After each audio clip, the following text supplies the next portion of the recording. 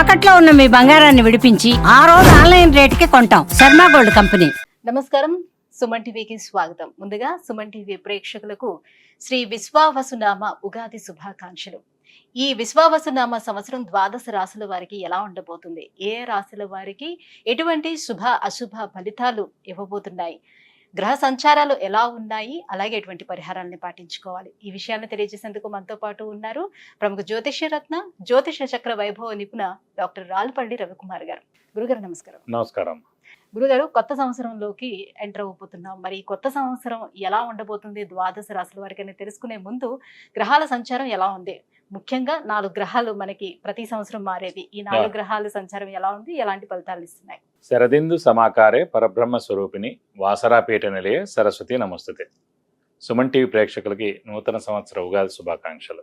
మెయిన్గా ఏంటంటే ఈ సంవత్సర ఫలితాలు ఇప్పుడు చెప్పుకుంటున్నాం కాబట్టి ప్రతి నెల ఏంటంటే మాస ఫలితాలు చెప్పుకుంటున్నాం కాబట్టి మాస ఫలితాలు చెప్పుకున్నప్పుడు ఏంటంటే రవి 1 మంత్కి మారుతాడు ప్రతి నెల, అలాగే బుధుడు 20 డేస్, శుక్రుడు 20 రోజులు, అలాగే కుజుడు 45 రోజులు, అలాగే శుక్రుడు 20 రోజులు, చంద్రుడు అంటే ప్రతిరోజు ఒక్కొక్క నక్షత్రం మారుతుంటాడు. ఒక మెయిన్గా మటుకు గురువు, రాహు, కేతు, శని అండి. ఈ 4 కూడా ఏడాది పాటు ఇంచుమించుగా ఉంటారు కాబట్టి గురువు ఉన్నారంటే సంవత్సర కాలం పాటు అక్కడే ఉంటారు. అలాగే రాహు ఉన్నారనుకోండి, కేతు 1.5 ఇయర్ ఒక రాశి నుంచి ఇంకో రాశికి మారడానికి పడుతుంది. అలాగే శని ఉన్నారంటే 2.5 ఇయర్స్ మారుతారన్నమాట. కాబట్టి ముఖ్యంగా ఏంటంటే అందుకే ఈ సంవత్సర ఫలితాలు చెప్పుకున్నప్పుడు ఏంటంటే మెయిన్గా గురువు, రాహు, కేతు, శని యొక్క మార్పులు ఏంటనేవి తెలుసుకోవాలి. ముందుగా శని వచ్చేసి మనకి 30వ తారీఖు మార్చి నెల 2025 నుంచే మనకి కుంభరాశి నుంచి మీన రాశిలోకి ప్రవేశిస్తున్నాడు. అదే రోజు ఉగాది అయింది, అదే రోజు శని కూడా మారుతున్నారు. అలాగే రాహు కేతువులు వచ్చేసి మనకి 18 మే 2025. రాహు మారంటే కేతు కూడా మారుతాడు. అందుకే చూడండి ఎప్పుడు కూడా జాతకంలో రాహు ఆపోజిట్ కేతు ఉంటారు. నవాంశలో తీసుకున్నా కూడా రాహు ఆపోజిట్ కేతు ఉంటారు. ఎవరైనా చేతితోటి వేసి ఇచ్చినప్పుడు మర్చిపోయి రాహుకి పక్కనే కేతు వేయడం, లేదంటే రాహుకి 3 గళ్ళు పక్కన కేతు వేయడం వేస్తూ ఉండొచ్చు తెలియక వాళ్ళకి. సో ఎప్పుడు అలా కాదండి, రాహు ఆపోజిటే కేతు ఉంటారు. ఇంకోటి ప్రతి గ్రహం కూడా క్లాక్ వైజ్ తిరుగుతుంది, ఒక్క రాహుకేతువులు మటుకు యాంటీ క్లాక్ వైజ్ తిరుగుతుందన్నమాట. కాబట్టి రాహుకేతువులు మటుకు ఏనార్థం ఒక రాశి నుంచి ఇంకో రాశి మారుతారు. అతనేమో 18 మే 2025 నుంచి ముఖ్యంగా రాహు వచ్చేసి మనకి కుంభరాశిలోకి వస్తాడు, అలాగే కేతు వచ్చేసి మనకి సింహరాశిలోకి వస్తారు. వీళ్ళిద్దరు కూడా ఏనార్థం పీరియడ్ అక్కడి నుంచి ఉంటారు 18th మే నుంచి. నెక్స్ట్ వచ్చేసి మన గురువు, ముఖ్యంగా ఏంటంటే గురువే ఇంపార్టెంట్. అందరూ అనుకుంటారు గురువు మార్పు వల్ల ఏమొస్తుంది, గురువు ఏ రోజైతే మారుతాడో ఆ రోజే పుష్కరాలు స్టార్ట్ అవుతాయండి. ఇదే రూల్ అనమాట. సాధారణంగా గురువు ఏ రాశి నుంచి ఏ రాశి మారుతుంది మనం అనుకుంటుంటాం. మన జాతకం చెప్పినప్పుడు కూడా మన రాశి నుంచి 2వ స్థానంలో, 5వ స్థానంలో, 7వ స్థానంలో, 9వ స్థానంలో, లాభస్థానంలో గురువు ఉన్నప్పుడు మన శుభ ఫలితాలు చెప్తుంటాం కదా. సో అందరూ అనుకుంటుంటారు అబ్బాయి ఎప్పుడు మన రాశి నుంచి 2nd హౌస్ వస్తుంది, ఎప్పుడు మన రాశి నుంచి 5th, 7th, 9th, 11th వస్తాను. సో వాళ్ళకి ఒకటే నమ్మకం ఏంటంటే ఈ రోజైతే పుష్కరాలు స్టార్ట్ అవుతాయో ఆ రోజు గురువు ఒక రాశి నుంచి ఇంకో రాశిలోకి మారుతున్నట్టు మనం ఈజీగా గుర్తించవచ్చు.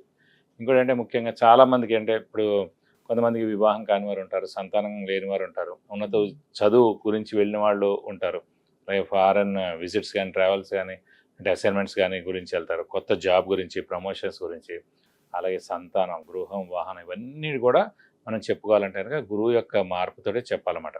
కొన్ని రాశుల వాళ్ళకి లాస్ట్ 2 ఏళ్ళు లేదనుకోండి, ఈ ఏడాది ఉంటుంది. అంటే ఆ ఏడాది వాళ్ళకి 2వ స్థానం కానీ, 5వ స్థానం కానీ, 7వ స్థానం కానీ, 9 కానీ, 11లోకి వచ్చినప్పుడు ఆ సంవత్సర కాలం పాటు. ఓవరాల్ గా అంటే ఈ 4 గ్రహాల మార్పుతోటి దేశవ్యాప్తంగా ఎటువంటి మార్పులు చోటు చేసుకునే అవకాశం ఉంటుంది, ఆర్థిక పరంగా కానివ్వండి? అంటే ఆర్థిక పరంగా ఇవన్నీ కూడా ఎక్సలెంట్గా ఉంటుంది. ఎందుకంటే బుధుడు మెయిన్ వ్యాపార కారకుడు ఎవరికైనా సరే. ఆర్థికానికేమో బుధుడు అవుతాడు, అలాగే గురువు కూడా అవుతాడు. గురువు వచ్చేసి మనకి సంచారం మిథున రాశిలోకి వస్తున్నాడు. మిథున రాశి అధిపతి బుధుడు అండి. సో ఎప్పుడైతే మిథున రాశి అధిపతి బుధుడిని ఈ గురువు కలుస్తాడో, అంటే ఆ మిథున రాశిలోకి వచ్చి సంవత్సర కాలం పాటు ఉంటాడు. సో వ్యాపార అభివృద్ధి ఉంటుంది, దేశాభివృద్ధి ఉంటుంది, అన్ని విధాలు కూడా చాలా బాగుంటుంది.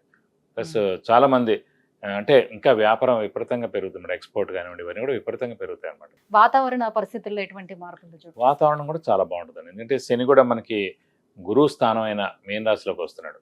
ఇంకోటి ఏంటంటే ఆధ్యాత్మిక కారకుడు శని, గురువు, కేతు కూడా అండి. అలాంటి ఆధ్యాత్మిక కారకుడైన శని వచ్చేసి మనకి గురువు రాశి అయిన మీన రాశిలోకి ఉంటాడు కాబట్టి సో ఆధ్యాత్మిక వాతావరణం 2.5 years పరిపూర్ణంగా ఉంటుందని చెప్పుకోవచ్చు. శత్రు దేశాల నుంచి వివాదాలు కానీ అలాంటి చోటు చేసుకుని అలాంటివి ఉండవు. అలాంటివి అయితే ఏ ఇబ్బంది ఉండదు, ఖచ్చితంగా ఉండదు. జూన్ తర్వాత నుంచి ఇలాంటి ప్రాబ్లమ్స్ అన్ని కూడా తీరిపోతాయి. కొన్ని రోజులు ఏంటంటే కుజుడు కూడా నీచ స్థానంలో ఉంటాడు అన్నమాట కర్కాటక రాశిలో ఈ మే, జూన్ ఆ సమయాల్లో. ఒకసారి జూన్ వెళ్ళిపోయిన తర్వాత నుంచి మటుకు ఎలాంటి ప్రాబ్లమ్స్ ఉండవు దేశానికి మటుకు. గురువు గారు, విశ్వావసునామ సంవత్సరం మరి వృషభ రాశి వారికి ఎలా ఉండబోతుంది? వీళ్ళకి గ్రహాల అనుగ్రహం ఎలా ఉంది? తప్పకుండా అమ్మా. వృషభ రాశి అనగానే మనకి కృత్తిక 2, 3, 4 పాదాలు, రోహిణి 1, 2, 3, 4 పాదాలు, మృగశిర 1, 2 పాదాలు, ఈ నక్షత్రాల సమూహం అంతా మనకి వృషభ రాశిలోకి వస్తారు. ఎప్పుడు చెప్పేది ఒకటే, వృషభ రాశి వారికి మెయిన్గా చంద్రుడు ఉచ్చ స్థానంలో ఉంటారు. చంద్రుడు అంటే మాతృకారకురాలు, సో మైండ్ అన్నీ కూడా కారకుడు. సో చంద్రుడు ఉచ్చలోన అంటే మదర్ యొక్క బ్లెస్సింగ్స్ 100% వాళ్ళకు ఉంటాయి. అలాగే వాళ్ళకు కూడా మదర్ అంటే ప్రాణం ఉంటుంది. కాబట్టి మదర్ బ్లెస్సింగ్స్ తోటి ఫస్ట్ ఆఫ్ ఆల్ ఎప్పుడు ముందుకు వెళ్తూనే ఉంటారు. వృషభ రాశి వారికి, వృషభ లగ్నం వారికి కూడా అలానే ఉంటుంది. వృషభ రాశికి అండి, లగ్నం కాదు. లగ్నం అంటే మన ఇందులోకి రాదు. రాశి అంటేనే చంద్రుడు ఉచ్చలో ఉంటాడు కాబట్టి ఖచ్చితంగా. కాబట్టి ఇది కాకుండా ప్రస్తుతం తీసుకుంటే గురువు 100కు 100 ద్వితీయ స్థానంలో ఉన్నాడు. అంటే ద్వితీయ స్థానం అంటే ఇదివరకు కూడా మనం చెప్పుకున్నాం. వాక్ స్థానం, కుటుంబ స్థానం, నేత్రస్థానం, ధనస్థానం. సో వాక్కి ఏ ఇబ్బంది ఉండదు. ఏం మాట్లాడినా తప్పకుండా వాళ్ళకి మంచి పనులు జరుగుతాయి.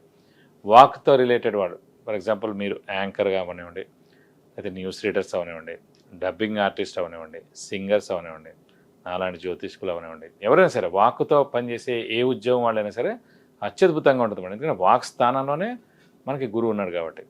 సో అలాగే ధనస్థానం, ధనానికి ఇబ్బంది ఉండదు ఈ సంవత్సర కాలం. అలాగే వాక్ స్థానం, ధనస్థానం, అలాగే నేత్రస్థానం, నేత్రం అంటే కళ్ళు ప్లస్ ఆరోగ్యం కూడా చాలా బాగుంటుంది. అలాగే కుటుంబ స్థానం, కుటుంబ స్థానాన్ని కూడా ద్వితీయ స్థానం అంటారు. సో కుటుంబం ఏర్పడడం, పెళ్లి కాని వాళ్ళకి పెళ్ళి అవడం అనుకోండి, కుటుంబం ఏర్పడడం ఇలాంటివన్నీ జరుగుతాయి. సో కుటుంబంలో కూడా ఏ ఇబ్బందులు ఉండవు. సో భార్యాభర్తలు ఇద్దరు కూడా అన్యోన్యంగా ఉంటారు, ఏ మనస్పర్ధలు ఉండవు, చాలా బాగుంటారు. ఇది కాకుండా మనకి లాభస్థానంలో శని వస్తున్నాడు 30వ తారీఖు నుంచి 2.5 సంవత్సరాలు ఉంటాడు. సో 3, 6, 11 స్థానాలు ఎప్పుడైతే శని ప్రవేశిస్తాడో సో లాభదాయకంగా ఉంటుంది అన్నమాట ఆ 2.5 సంవత్సరాలు. కాబట్టి ఇప్పుడు 2.5 years మనకి బెస్ట్ పీరియడ్ వృషభ రాశి వారికి. కాబట్టి అక్కడ గురుబలం 100 ఉంది, శని బలం 100 ఉంది.